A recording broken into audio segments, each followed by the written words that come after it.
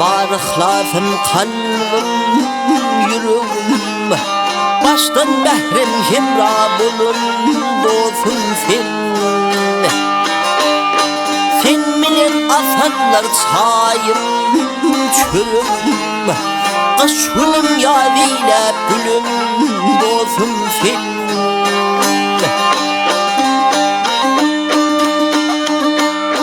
Sen bilen bir kuşak birden bilimi kovundurdum görür gözüm ilimi.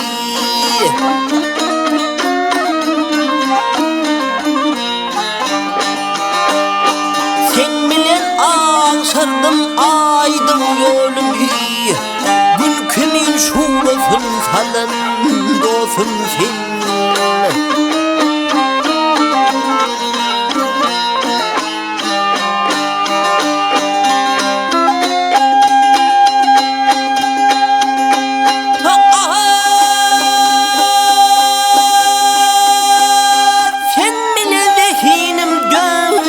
Almalı yaltalık gün bolup gitti gelmeli.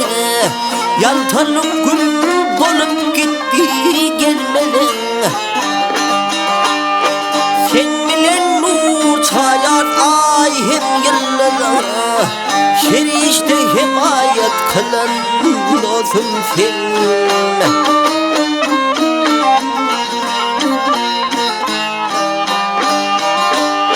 Sevapkar sen bayramlarıma tuyumu.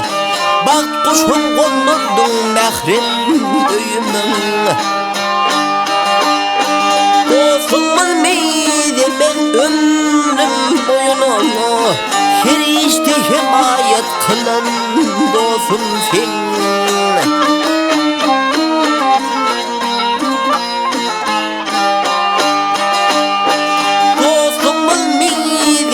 Ömrüm boyunu her işte himayet kılan dostum sen. Halal Ahmet adın alın dostum sen. Dostum sen.